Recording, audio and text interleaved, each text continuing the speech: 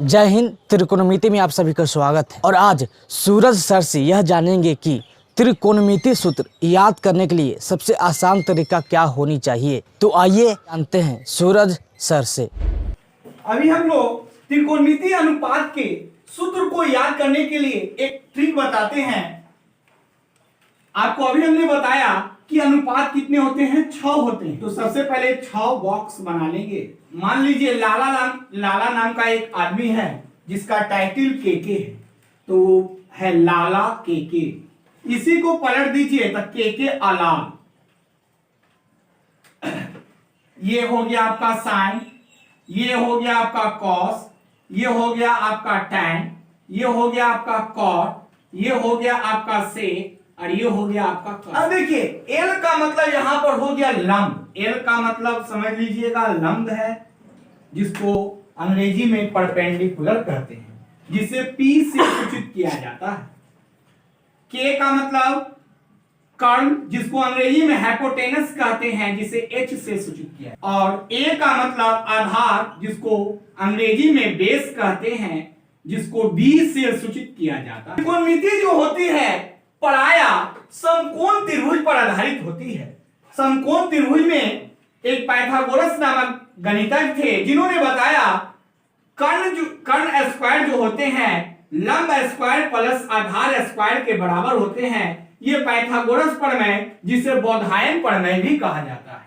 Pythagoras प्रमेय का ही दूसरा नाम होता है बौधायन प्रमेय। कर्ण स्क्वायर बराबर लंब स्क्वायर प्लस आधार स्क्वायर।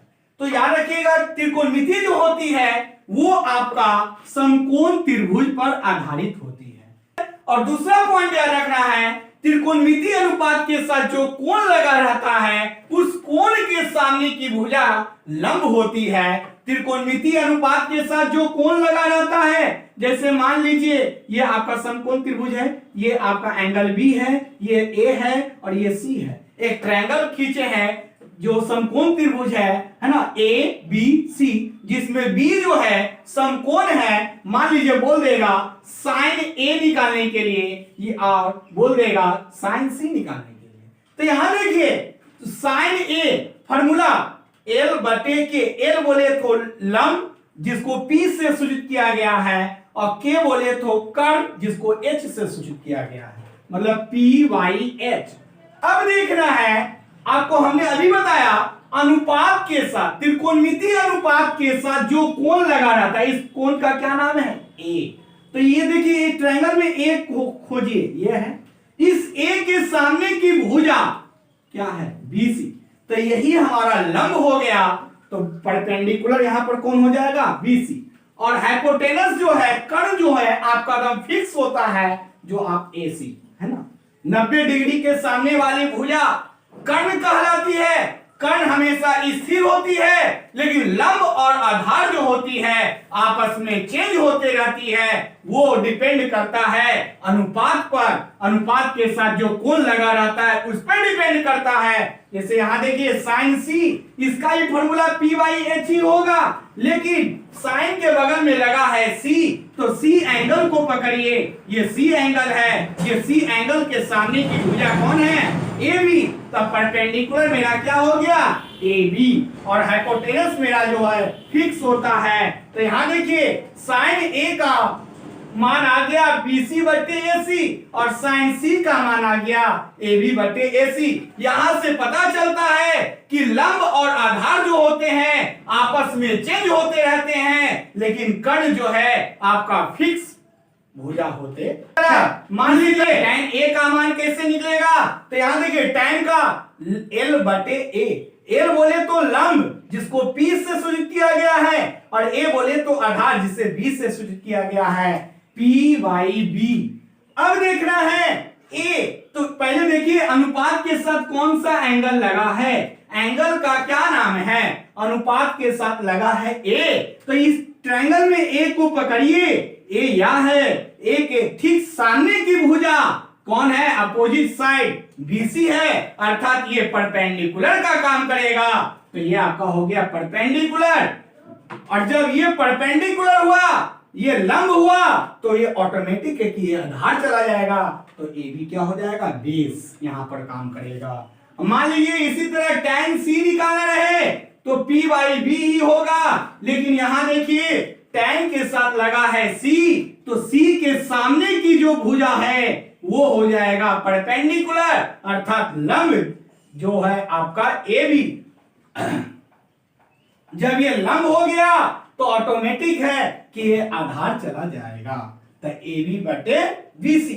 यहां देखिए tan ए tan सी मान बदल गया, तो यहां से आप दिमाग में रख लीजिएगा कि अनुपात के साथ, त्रिकोणमिति अनुपात के साथ जो कोण लगा रहता है उस कोण के सामने की जो भुजा होती है वो लंब होती है। और एक और पॉइंट दिमाग में रखना है कि त्रिकोणमिति जो होती है प्रायः समकोण त्रिभुज पर आधारित होती है। और तीसरा पॉइंट याद रखना है, समकोण त्रिभुज में 90 डिग्री के सामने की जो भुजा होती है वो कर्ण होती है जो फिक्स होती है। अब इसके बारे में देखिए, आप लोग जानते होंगे मान निकालने के लिए आप लोग 10 क्लास में भी पढ़े होंगे 0 degree, 30 degree, 45 degree, 60 degree, 90 degree आप लोग पढ़े होंगे। आज हम लोग उससे ऊपर का मान निकालने के लिए बताएंगे, और निकालने का बहुत ही आसान तरीका है। आपको फॉर्मूला याद करने की कोई जरूरत नहीं है, और आपको मात्र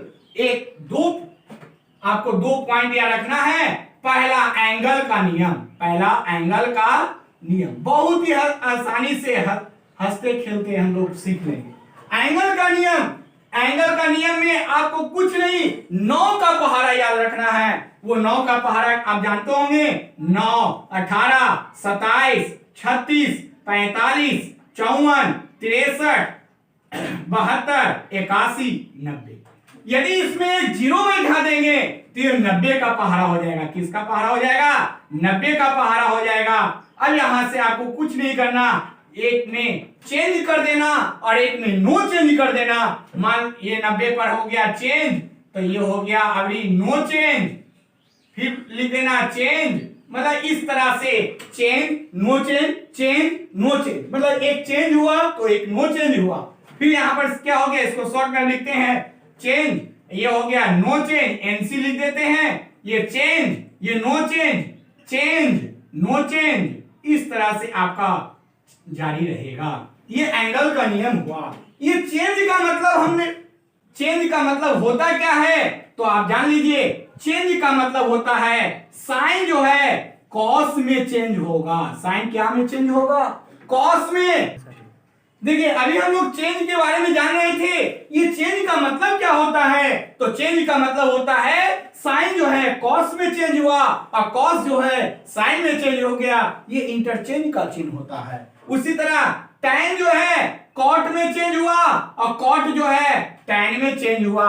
उसी तरह सेक जो है कॉसेक में चेंज हुआ और कॉसेक जो है सेक में चेंज हुआ। ये चेंज का मतलब हुआ। और नो चेंज का मतलब कोई परिवर्तन नहीं, साइन साइन में रहेगा, कॉस कॉस में रहेगा, टैन टैन में रहेगा, कॉट कॉट में रहेगा, सेक सेक में रहेगा और कॉसेक कॉसेक में रहेगा। ये एंगल का नियम है। आपको कुछ नहीं करना है, 9 का पहाड़ा याद रखना है, उस पर एक 0 बैठा देना है, एवो पर चेंज, एवो पर नो चेंज, एवो पर चेंज, एवो पर नो चेंज, इस तरह से आपको दिमाग में रखना।